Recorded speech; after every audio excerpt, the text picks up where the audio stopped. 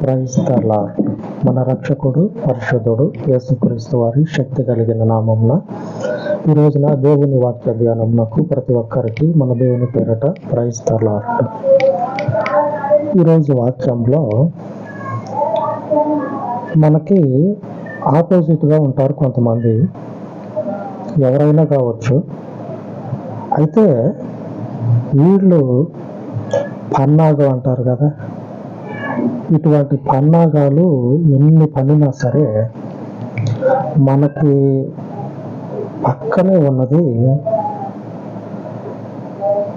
ఏదో మంచి పోస్ట్లో ఉన్న అధికారి కాదు, కానీ ఆకాశంలో ఉన్నటువంటి మహాదేవుడు ఆ పన్నాగాలన్నిటిని కూడా ఏం చేస్తాడంటే చాచి పెట్టి కొడితే ఇక్కడ ఉండేవాడు ఆడ కొడతాడు చూడండి, అట్లాగా చేస్తాడు. మన పక్కనున్నది ఆకాశంలో ఉన్న దేవుడు. లేఖనాల్లో చూసా దేవుడు ఆకాశంలో ఉన్నాడు కొట్టండి సపోర్ట్లో అని కాదు, కానీ ఈ లేఖనాల్లో ఉన్నది మన జీవితాల్లో జరుగుతూ ఉంటే ఇప్పుడు చెప్పుకున్నటువంటి ఈ పన్నాగాలు ఈ కుట్రలో ఛేదించబడతా ఉంటే నిజమే కదా అనిపిస్తుంది. దేవుని శక్తి నిజమే కదా అనిపిస్తుంది. ఆ నిజమైనటువంటి దేవునిని బట్టే మనము అతిశయపడతా ఉన్నాం, దేవుడు నిజంగానే జరిగిస్తాడు అని. అటువంటి సంఘటన ఒకటి అబ్రహాము జీవితంలో జరుగుతుంది. ఉన్నటువంటి మనుషుడు ఒంటోడు కావచ్చు, చావ లేనటువంటి మనుషుడు కావచ్చు, ఆ మనుషుని పక్కనే ఉన్నది మాత్రం ఏదైనా చేయగలిగిన దేవుడు. ఏదైనా సరే, ఒక అధికారిని మనం ఆశ్రయించినాం అనుకోండి, అధికారికి లిమిట్ అనేది ఉంటుంది, ఇంతవరకే అని ఉంటుంది, అంతవరకే చేయగలుగుతాడు. మన దేవుడు ఏదైనా చేయగలడు. ఆయన కోరుకున్నది ఏదైతే ఉంటుందో దానికోసం ఆయన ఏదైనా చేయగలడు. అందుకే ఈ వాక్యాలన్నిటిని మీరు ఒకసారి ఆలోచన చేస్తే ఎవరైతే వింటూ ఉన్నారో వాళ్ళకి తక్కువ తెలిసేటువంటి ఒక మాట ఏంటంటే, వాక్యాలన్నిటిలో కూడా కామన్ వాట్ అంటే అన్ని వాక్యాల్లో ఉన్నటువంటి మాట ఏంటంటే, చెప్పినటువంటి మెసేజ్లో ఉన్నటువంటి కామన్ వాట్ ఏంటంటే దేవుని వాక్యానికి లోబడి నడవటం, దేవుడు ఉద్దేశించినటువంటి ఆయన చిత్తానికి మనము లోబడి జీవించటం. ఈ అంశము అన్నిటిలో ఉంటుంది. అయితే ఈ అంశం గురించి చెప్పట్లేదు, కానీ వాక్యానికి తగ్గట్లుగా చెప్పుకుంటా ఉన్నప్పుడు ఈ అంశము అనేక మెసేజ్ల్లో కనపడతా ఉంటుంది. ఆ దేవుని యొక్క చిత్తానికి మనం లోబడినట్లయితే ఏదైనా చేయగలడు దేవుడు. అబ్రహాము కూడా ఆ దేవుని చిత్తానుసారంగా నడుస్తూ ఉంటే ఒక గొప్ప రాజుని వేదనలు కాదు మహావేదనల చేత దేవుడు బాధ పెట్టిండంట. వేదన అంటేనే చెప్పుకోలేని బాధ, పేర్లోనే ఉంది కదా వేదన అని. ఆ వేదనకి ఇంకొక మాట కలిపితే మహావేదన. ఈ మహావేదన దేవుని చేత కలిగింది. ఒక మనుషుడు ఇబ్బంది పడతా ఉన్నాడు అనుకోండి, ఏదో వాడి చేతిలో ఉన్నంత కాడికి వానికి ఎంత చేయగలుగుతాడో అంత చేసి ఇబ్బంది పెడతాడు. అదే దేవుడు మహావేదనలు కలుగజేస్తే అంత కాదు, చెప్పుకోవటానికి సరిపోదు మాట. అంత వేదనల చేత దేవుడు తిప్పి కొడతాడు. వెనక ముందు ఆ డోలు వాయిస్తారు చూడండి రెండు పక్కల. అట్లాగా ఆ రాజుని దేవుడు ఏం చేసినంటే అన్ని వైపులా మహావేదనల చేత బాధించాలకే ఇక దాసోహం అయిపోతాడు. అబ్రహాముకి దాసోహం అయిపోతాడు. అక్కడెక్కడో ఉన్నటువంటి సింహాసనం మీద రాజు ఈ బాటసారైనటువంటి రోడ్లు పెట్టుకొని తిరుగుతున్నటువంటి ఈ అబ్రహాముని వేడుకుంటాడు. అంతకుముందు అబ్రహాము చెప్పిన మాట ఒకసారి చూడండి. ఆది కాండంలో 12వ అధ్యాయము 13వ వచనంలో రాయబడి ఉన్నది. నీ వలన నాకు మేలు కలుగునట్లు నిన్ను బట్టి నేను బ్రతుకున్నట్లును నీవు నా సహోదరులను దయచేసి చెప్పుమనెను. ఆమెను బట్టి అబ్రహాము జీవించాలంటే ఆయనకు మరొక దారి లేదు. అబ్రహాము జీవించాలంటే మరొక దారి లేదు. మరి ఏం చేద్దాం అనుకొని ఇక అబ్రహాము చెప్తాడు, ఇదిగో మనం పోయేటువంటి ఆ ప్రాంతాలు ఇట్లాగా ఈ పద్ధతుల మీద ఇట్లాగ ఉండేటువంటి ప్రాంతాలు కాబట్టి నేనుగా ఉంటా, నేను మారను అని చెప్తాడు. నేను మారను అని చెప్తే నడవదాడు. ఆ పరిస్థితులకు తగ్గట్లుగా అబ్రహాము మారిపోతా ఉంటాడు. అలాగనే శారాయికి, భార్య అయినటువంటి శారాకి ఈ విషయం చెప్తాడు, నువ్వు ఇలాగ చెప్పు అని చెప్పానని, నీ ద్వారా నాకు మేలు కలగాలంటే నువ్వు చేయాల్సిన పని ఇదే అని చెప్తే ఆమె కూడా అట్లాగే చెప్తుంది. శారా కూడా ఒకడున్నాడు, పెద్ద మనిషి ఒకడున్నాడు. వాడు పెద్ద మనిషి, వాడు అని పిలవటానికి అర్హుడే. ఎందుకంటే వాడి పనులు అట్టుంటాయి. వాడు మాట్లాడే ప్రతి మాట కూడా పల్లెటూరు భాష, పట్టణంలో ఉండి పల్లెటూరు భాష, పల్లెటూరు వ్యక్తిత్వం, పల్లెటూరి పద్ధతులు. ఇంకా పైపొచ్చి వాడే చెప్తాడు, నలుగురు మధ్యలో తిరుగుతాడు. పొద్దున్న లేచిన దగ్గర నుంచి నలుగురికి 4 మాటలు చెప్పి ఒక మాటలో వాళ్ళ తలలో వీడు 4 లాగుంటాడు. ఈ పెద్ద మనిషి వీడు అంటాడు, నోటికి ఏదొస్తే అది, నా భాష ఇదే, నేను ఇట్లాగే ఉంటా, నేను పల్లెటూరులో పుట్టి పెరిగా, సిటీలో ఉన్నంత మాత్రాన సిటీలాగా మారిపోవాలంటే నా వల్ల కాదు అని అంటాడు. చిన్నప్పుడు లాగేసుకొని తిరిగినావు, పెద్ద అయినాక ప్యాంట్ వేసుకుంటా ఉన్నావు. పెద్ద అయినా కూడా లాగేసుకొని తిరిగితే కుక్కలు అబ్బడబడతాయి. మారలు కదా, పెద్ద అయినాక లింగి కట్టుకుంటారు, పెద్ద అయినాక పెద్ద హుందాగా ఉంటారు. లాగేసుకొని నిక్కరేసుకొని తిరగరు కదా. అలాగనే వీడు చెప్పే మాటలన్నీ చెప్పి, కానీ చేసే పనులన్నీ కూడా ఇట్లాగుంటాయి. వాడు చేసే పనులన్నీ కూడా నేను మారను అని చెప్పని అంటాడు. మారకపోతే ఎట్లా? ఎంతమంది మారటల్లా? నీ బుద్ధులు మార్చుకో. సిటీలో ఏదన్నా మరీ హీనమైనటువంటి పరిస్థితులు అయితే ఏం లేవు కదా. పద్ధతిగా ఉండే వాళ్ళు ఉన్నారు, పద్ధతి లేకుండా ఉండేటువంటి వాళ్ళు ఉన్నారు. పద్ధతి లేకుండా ఉండేటువంటి వాళ్ళలాగా ఉండమని చెప్పట్లేదు, పద్ధతిగానే ఉండు. అలాగంటే పల్లెటూరులో పద్ధతులు లేకుండా ఉండేటువంటి వాళ్ళు ఎంతమంది లేరు. క్రమంగా పద్ధతిగా ఉండేటువంటి వాళ్ళు ఎక్కువ మంది ఉంటారు, పద్ధతి లేనటువంటి వాళ్ళు కూడా ఉంటారు. అలాగని చెప్పినని నువ్వు అలాగా ఉండకుండా ఉండలే కదా. పద్ధతిగానే బాగానే ఉన్నావు, సరే నువ్వు ఉన్న కాడికే ఉన్నావు, బాగానే ఉంది. మరి సిటీకి వచ్చిన తర్వాత పట్టణంలో ఉన్నప్పుడు నేను అలాగే ఉంటా, ఆ పద్ధతి మార్చుకోను అని అంటే ఎట్లా? అక్కడైనా ఇక్కడైనా, పల్లెటూరు అయినా సిటీ అయినా పద్ధతి తప్పేటువంటి వాళ్ళు ఆడ తప్పుతారు, ఈడ తప్పుతారు. కాబట్టి మనం చేయాల్సింది ఏంటంటే పరిస్థితికి తగ్గట్లుగా ఒక క్రమంగా ఉండాలి. అబ్రాహాము కూడా అలాగనే చేశాడు. ఆ పరిస్థితికి తగ్గట్లుగా నువ్వు ఇలాగ చెప్పానంటే ఆమె కూడా అలాగనే చెప్తుంది. ఆ రాజు ద్వారా ఉపద్రవం వచ్చి పడ్డది. ఎవడు లేడు, ఏంటోడు పక్కన ఉన్న ఆమె ఒక పైలుగానేం కాదు.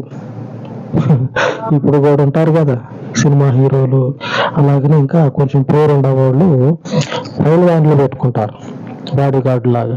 ఎవరన్నా వస్తే కట్టెపిల్లలు తీసేసినట్టు తీసేస్తారు మనుషుల్ని. కొంతమంది అయితే ఆ పెద్దోళ్ళని లేపి పక్క పడేస్తారు, ఆ సెలబ్రిటీ దగ్గరికి ఆడిపోతారు అని.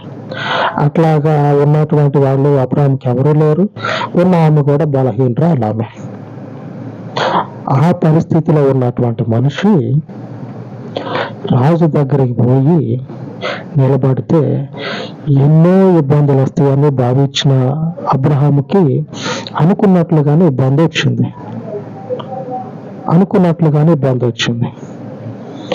ఆ ఇబ్బందిలో ఆ శ్రమలో, ఆ కష్టంలో, ఆ కఠినమైనటువంటి పరిస్థితుల్లో దేవుడు మనకు చెప్తా ఉన్నటువంటి మాట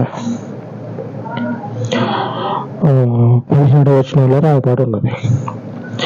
ఒక్కళ్ళని అనుకోగాకండి, ఎదుటిన్నటువంటి వాడు ఎంత పన్నాగం పడినా సరే మహావేదనల చేత చితగొట్టే దేవుడు ఉన్నాడు మనకి. చితగొక్కుతాడు. ఆమేన్. దేవునికి స్తోత్రం కలుగును గాక. దేవునికి మాత్రమే స్తుతి కలుగును గాక. అదే అధ్యాయంలో 17వ వచనంలో రాయబడి ఉన్నది. అయితే యెహోవా అబ్రాము భార్య అయిన సారాయిని బట్టి ఫరోను అతని ఇంటి వారిని మహావేదనల చేత బాధించాను. ఈ మనుషుడు ఏమి చేయలేడని తెలిసి ఇబ్బందులు పాలు చేయాలని అబ్రహాము యొక్క భార్యని దేవుని యొక్క కళ్ళల్లో ఉన్నటువంటి ఒక కుటుంబాన్ని చిన్నభిన్నం చేయాలని చూసినటువంటి రాజుని మహావేదనల చేత తిప్పేసిండు దేవుడు. ఆ రాజు సంస్థానంలో, ఆ రాజ్యంలో ఉన్నటువంటి ప్రజలందరూ కూడా వణికిపోతారు దేవుని యొక్క ఆ శ్రమలని అనుభవించలేక. ఆ తర్వాత రాజుకు తెలిసి వచ్చి అబ్రాహామును పిలిపిస్తాడు. నువ్వు చేసినటువంటి పని, నువ్వు దేవుణ్ణి నమ్ముకొని ఈ పని చేయొచ్చా అని అడిగితే ఆయన చెప్తాడు, దేవుణ్ణి నమ్ముకొని ఉన్నా కాబట్టి నేను ఈ పని చేయాల్సి వచ్చింది. దేవుణ్ణి నమ్ముకొని ఉన్నా కాబట్టి ఈ పని చేయాల్సి వచ్చింది. ఆ పని చేయటానికి కారణం ఏంటంటే ఆయన ప్రాణానికి హాని కలుగుతుందేమో అని. మరొక ఉద్దేశం కాదు. ప్రాణానికి హాని కలగకుండా ఉండటం కొరకు ఆ పని చేసిండు. దేవుడు కూడా ఒక అడుగు ముందుండి అబ్రాహాముకి ఆ పరిస్థితుల్లో రాజుని చితకదొక్కితే వణికిపోతారు రాజ్యం అంతా కూడా. ఆ రాజ్యంలో ఉన్న ఒక్క రాజునే కాదు, ఆ రాజ్యంలో ఉన్నటువంటి ప్రజలందరూ కూడా దేవుని యొక్క శ్రమల చేత తల్లడిల్లిపోతారు. ఎన్ని పన్నాగాలు పడినా సరే, ఎంత ఇబ్బందులు ఎదురైనా సరే, దేవుడు మన పక్షంగా ఉండగా ఉన్నటువంటి శత్రువు యొక్క ప్రతి కార్యమును కూడా దేవుడు ఏం చేస్తాడంటే చిన్న భిన్నం చేసేస్తాడు. ఇప్పుడు ఈ పరిస్థితులు ఎదురవుతా ఉన్నాయి, మనకి ఇప్పుడే ఎదురవుతా ఉన్నాయి. ఎదురైనప్పుడు దేవుడు మనకి అండగా ఉన్నాడు అనే విషయాన్ని గాఢ నిద్రలో కూడా మర్చిపోవద్దు. మర్చిపోనే వద్దు. అంత గొప్ప దేవుడు మనకి తోడై ఉండి ఆ పన్నాగాలు, ఆ కుట్రలను అన్నిటినీ కూడా నాశనం చేసి పైపెచ్చి ఏం చేస్తాడో తెలుసా? ఆశీర్వదిస్తాడు, దీవిస్తాడు. దేవుని వాగ్దానం ఈరోజు సెలవిస్తా ఉంది. శ్రమల్లో ఉన్నారు కదా, శ్రమల నుంచి విడిపించబడితే చాలు అని అనుకుంటారు. విడిపించబడటమే కాదు, 67వ కీర్తన 6వ వచనంలో దేవుడు మనకి ఈరోజు వాగ్దానం చేసినట్లుగా, దేవుడు మా దేవుడు మమ్మల్ని ఆశీర్వదించును. దేవుడు మనకి దేవుడుగా ఉండి దుష్టుడి యొక్క పన్నాగాల నుంచి విడిపించడమే కాకుండా ఆశీర్వదిస్తాడు. అబ్రహాము జీవితంలో ఆ తర్వాత వచనాల్లో రాయబడినటువంటి మాట ఇదే. ఆ మాట మీరు చదువుకున్నట్లయితే 12వ అధ్యాయంలో ఉంటుంది, 16వ వచనంలో ఉంటుంది. అతడు ఆమెను బట్టి అబ్రాహామునకు మేలు చేసెను. ఆ రాజు అబ్రహాముకి మేలు చేస్తాడు.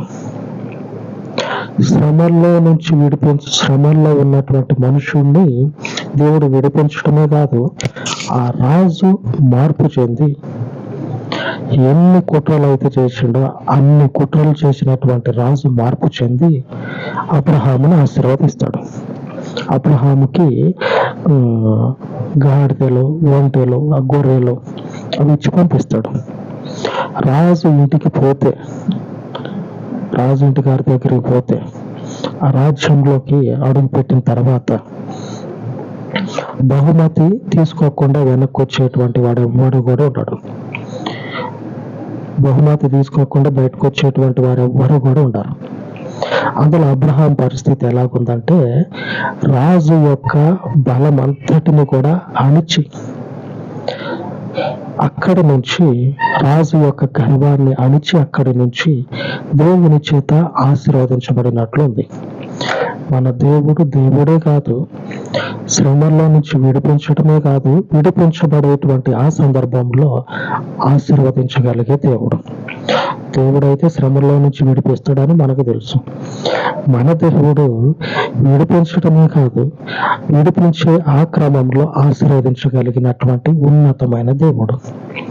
ఆ ఉన్నతమైనటువంటి దేవునికి మహిమ కలుగునట్లుగా మన జీవితాల్లో ఆయనను ప్రతిష్ఠించుకుందాము, ప్రార్థించుకుందాం. అలాగున మహోన్నతుడు అయిన పరలోకపు తండ్రి, మీ ఘనమైన పరలోకపు నామమునకు ప్రార్థిస్తూ ఈ ఉదయకాలం మందు మీ సన్నిధిలో మనవి చేసుకొని ఉండగా ఈ ప్రార్థన మనవులను దీవించి ఆశీర్వదించమని, శత్రువు యొక్క, దుష్టుని యొక్క ప్రతి కార్యమును, ప్రతి కుట్రని, ప్రతి లోకములో మనుషుని యొక్క బలమగినటువంటి ప్రతి పన్నాగమును కూడా ఆకాశమందున్నటువంటి నీ పవిత్ర శక్తి చేత ఇహలోక పరమై ఉన్నటువంటి మనుషుని యొక్క ప్రతి పన్నాగములన్నిటినీ కూడా మీ పరిశుద్ధ శక్తిలో లయపరిచి, నీవు మాకు అండగా అని లేఖనాలు సెలవిస్తూ ఉండగా, నీ పవిత్ర లేఖనాలను నీ ప్రజల జీవితాలలో నెరవేర్పులోనికి తీసుకురమ్మని, ఈ దినముల యందు నిన్ను తండ్రి ఆశ్రయించినటువంటి మా జీవితాలకు గొప్ప ఆశీర్వాదమును అనుగ్రహించమని మీ పరిశుద్ధ పాదముల చెంత ఈ మనవులను ప్రతిష్ఠ చేయించు మా రక్షకుడు, విమోచకుడు యేసుక్రీస్తు శక్తి కలిగిన నామమున ప్రార్థించి వేడుకొనుచు ఉన్నాను తండ్రి. ఆమేన్, ఆమేన్. ఉన్నతమైన దేవుని కృప మనకు తోడయ్యుండును గాక. ఆమేన్, ఆమేన్.